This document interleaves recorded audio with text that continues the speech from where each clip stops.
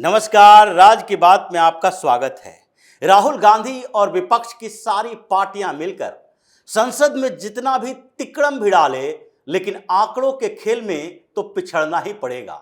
लोग आपको पसंद नहीं करते तो चुनाव में हारना ही पड़ेगा, चाहे लोकसभा का चुनाव हो, विधानसभा का चुनाव हो या फिर राज्यसभा का चुनाव ही क्यों न हो, क्योंकि विधानसभा चुनावों में लगातार हार का सामना करना पड़ेगा तो राज्यसभा में कैसे गोटियां फिट कर पाओगे। एक एक राज्य आपके हाथों से फिसलता जा रहा है तो राज्यसभा में भी आंकड़ा फिसलता जाएगा और यही स्थिति हो रही है।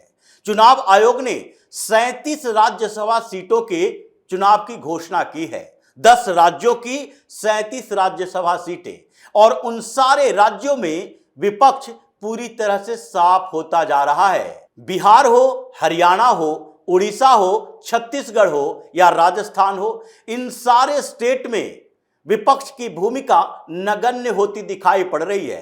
कांग्रेस और कांग्रेस से जुड़े हुए वो नेता जिन्होंने पिछली बार राज्यसभा की सीटें ली थी, राहुल गांधी की चापलूसी करके उनकी सांसदी जा रही है। और इसी तरीके से महाराष्ट्र में तो उद्धव बाला साहब ठाकरे की पार्टी यानी कि शिवसेना यूबीटी, शरद पवार की एनसीपी और कांग्रेस, इसका तो सफाया ही हो जाएगा। एक भी सीट मिलने की संभावना नहीं है।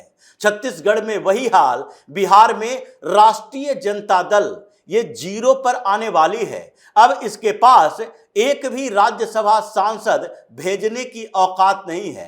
धीरे धीरे एक एक करके साफ होंगे।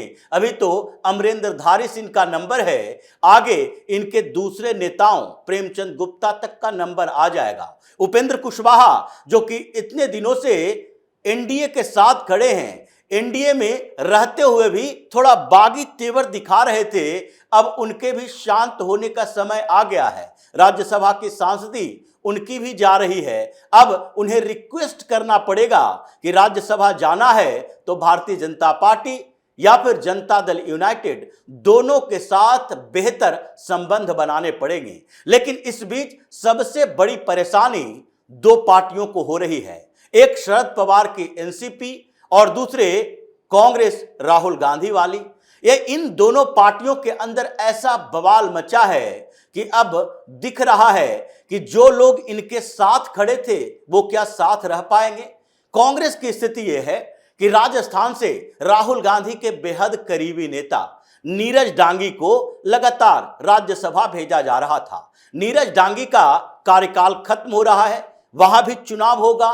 3 राज्यसभा की सीटें हैं, लेकिन 3 राज्यसभा की सीटों में 2 पर स्पष्ट बहुमत भारतीय जनता पार्टी का है और तीसरे पर कांग्रेस के लिए राह आसान नहीं है, क्योंकि उसके पास स्पष्ट बहुमत नहीं है। यानी कि एक राज्यसभा सीट भी राजस्थान से तब कांग्रेस भेज सकती है जबकि दूसरे पार्टियां, निर्दलीय विधायक, ये सारे लोग कांग्रेस के समर्थन में आए, जिसकी संभावना दिखाई नहीं पड़ रही, क्योंकि भारतीय जनता पार्टी पहले भी राजस्थान में इन्हें हरा चुकी है। उसी तरीके से नीरज डांगी अब ये डिमांड कर रहे हैं कि राजस्थान से हमारी जो राज्यसभा की सीट खाली हो रही है, हमें किसी और जगह पर मौका दिया जाए। और वो मौका हिमाचल प्रदेश से मिल सकता है, जहां कांग्रेस की सरकार है। हिमाचल प्रदेश से उन्हें राज्यसभा भेजने की बात हो रही है, क्योंकि नीरज डांगी ने कहा राजस्थान की सीट पर तो आपके परिवार का कब्जा रहता है। सोनिया गांधी को राजस्थान से आपने राज्यसभा भेजा है, तो इसलिए अगर गांधी नेहरू परिवार का एक व्यक्ति राज्यसभा में राजस्थान से है तो राजस्थान के लोगों को भी कहीं और से एडजस्ट करना पड़ेगा।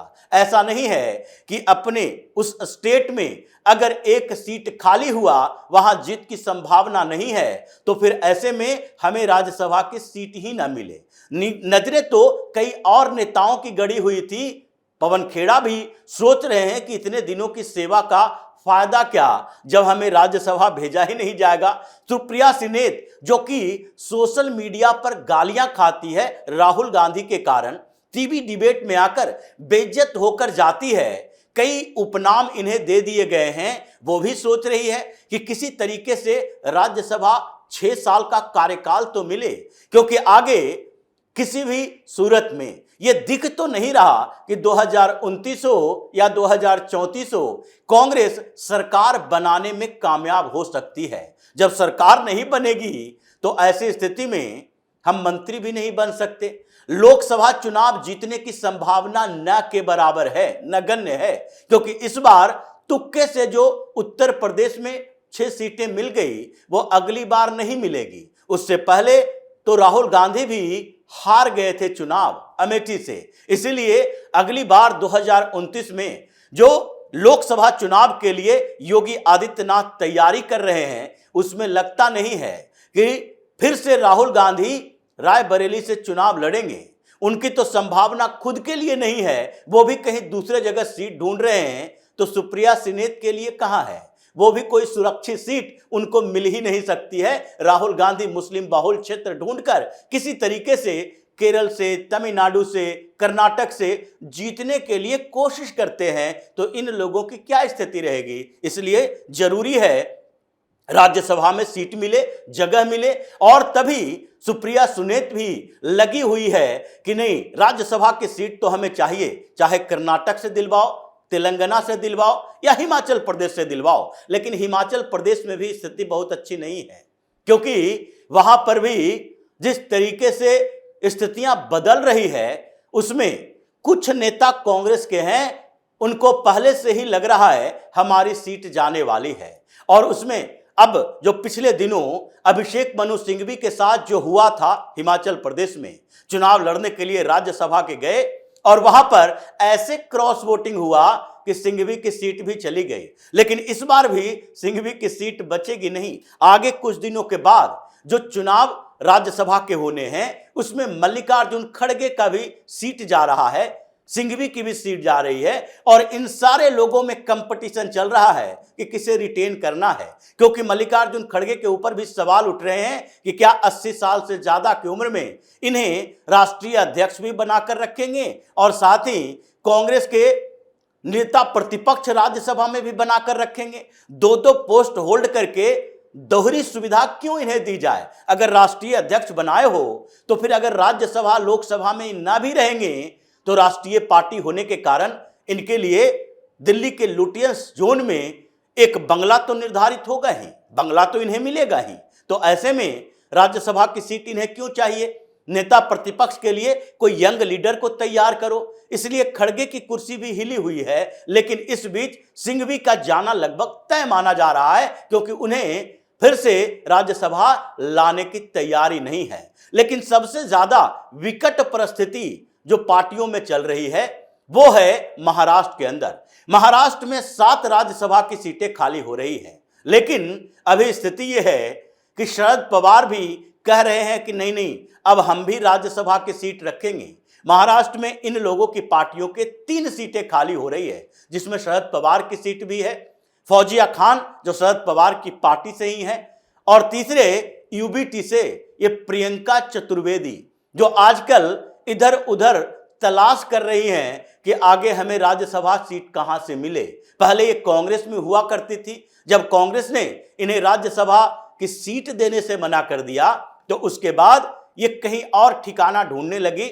उद्धव ठाकरे के दरबार में इन्हें जगह मिली।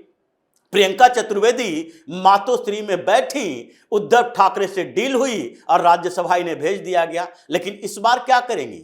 उनकी सीट भी खाली हो रही है। और इस बीच पिछले 2 महीनों में उन्होंने कई भारतीय जनता पार्टी के नेताओं से मुलाकात की, लेकिन उनका नंबर आया नहीं। भारतीय जनता पार्टी इन्हें राज्यसभा भेजने के मूड में है नहीं, तो अभी बौखलाई हुई हैं। महाराष्ट्र की स्थिति यह है, 37 विधायक चाहिए, 7 सीटें खाली हो रही है। फार्मूला डेवलप हो गया भारतीय जनता पार्टी, शिवसेना और एनसीपी यानी कि अजीत पवार की पार्टी में। ये तीनों की पार्टियों के बीच फार्मूला डेवलप हो गया है कि भारतीय जनता पार्टी को 4 सीटें और उसके बाद बहुत हो तो शिंदे गुट को 2 सीटें और 1 सीट एनसीपी को मिले। अगर शिंदे कुछ और विधायक इकट्ठा कर सकते हैं तो ठीक, नहीं तो भारतीय जनता पार्टी 5 सीटों पर दावेदारी करेगी। यानी कि 1-1 सीट आप लोग रखो और 5 सीटें भारतीय जनता पार्टी रखेगी, क्योंकि शिंदे के पास भी 2 सीटों के लायक विधायक नहीं है। 74 विधायक चाहिए 2 सीट राज्यसभा की लेने के लिए। महाराष्ट्र में इनके पास 57 विधायक है, तो लाओगे कहां से? अगर नहीं ला पाओगे तो फिर 6 सीटें आपस में बांट लो 4-1-1 करके, यानी 7वीं सीट जो होगी उस पर भारतीय जनता पार्टी उम्मीदवार खड़ी करेगी। लेकिन विपक्ष में अजीबोगरीब स्थिति है। जो शरद पवार इस बीच कह रहे थे एक्टिव पॉलिटिक्स से बाहर जाना है, राज्यसभा में भी अब हम रीनॉमिनेट नहीं होना चाहते, वो शरद पवार 3 दिन से कह रहे हैं कि नहीं हमें तो राज्यसभा जाना है। संजय राउत इस बात के बारे में जानकारी दे रहे हैं कि शरद पवार फिर से राज्यसभा जाना चाहते हैं। रोहित पवार इस पर बात कर रहे हैं, क्योंकि पिछले दिनों जो एनसीपी का मर्जर प्लान चला था उसमें शरद पवार को लगा था कि अजीत पवार को महाराष्ट्र की जिम्मेदारी और सुप्रिया सुले को केंद्र की जिम्मेदारी दे देंगे, खुद के लिए रिटायरमेंट प्लान बना रहे थे। लेकिन मर्जर तो अटक गया। सुनेत्र पवार ने पार्टी के अध्यक्ष से लेकर डिप्टी सीएम की कुर्सी भी ले ली और उसके बाद मर्जर के लिए संभावनाएं भी कम होती दिखाई पड़ी, क्योंकि उन्होंने साफ तौर पर निर्देश दिया कि नहीं, हम तो एनडीए के साथ ही रहेंगे, शरद पवार के इशारे पर नहीं चलेंगे, जो कि कभी भी भारतीय जनता पार्टी के सहयोग में रहे ही नहीं है। इसलिए शरद पवार को अब लगता है कि दिल्ली की राजनीति छोड़ना मुश्किल है। राज्यसभा एक सीट चाहिए, लेकिन लाओगे कैसे? 10 ही विधायक आपके पास हैं, 37 विधायक चाहिए, यानी 27 और पार्टियों से लेनी पड़ेगी। अगर तीनों पार्टी एक होती है, उद्धव ठाकरे की, कांग्रेस और तीसरे स्तर पर शरद पवार, तो ऐसी स्थिति में एक सीट मिलने की थोड़ी संभावना बनेगी। लेकिन क्या एकजुट होंगे? क्योंकि उद्धव ठाकरे की पार्टी में हंगामा चल रहा है कि पिछले राज्यसभा में भी कांग्रेस ने क्रॉस वोटिंग करके हमारे एक कैंडिडेट को हरा दिया था।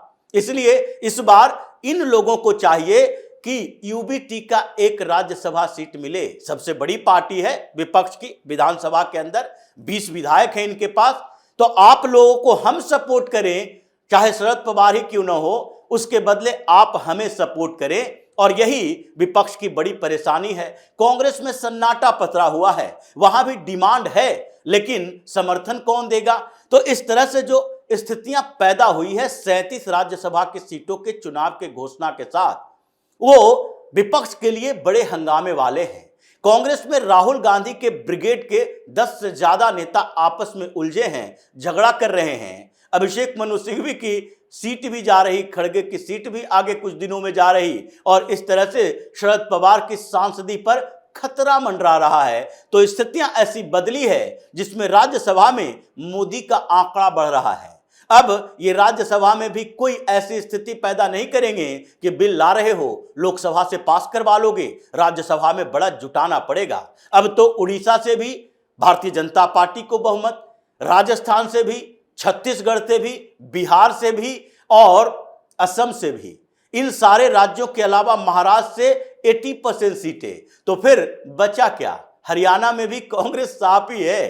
तो ऐसी स्थिति में कांग्रेस या विपक्ष का तो इन 37 सीटों में से 2-4 सीटों पर दावेदारी है, सफाया ही हो रहा है। और राज्यसभा में मोदी का आंकड़ा जो बढ़ रहा, आगे के समय में बिल लाने में राज्यसभा में भी ये कोई अवरोध पैदा करने की स्थिति में नहीं रहेंगे। तो इसी तरह की खबरों के साथ फिर से हाजिर होंगे। तब तक के लिए बने रहिए हमारे साथ और देते रहिए हमें सहयोग, ताकि इसी तरह की खबर हम आपके लाते रहें। धन्यवाद।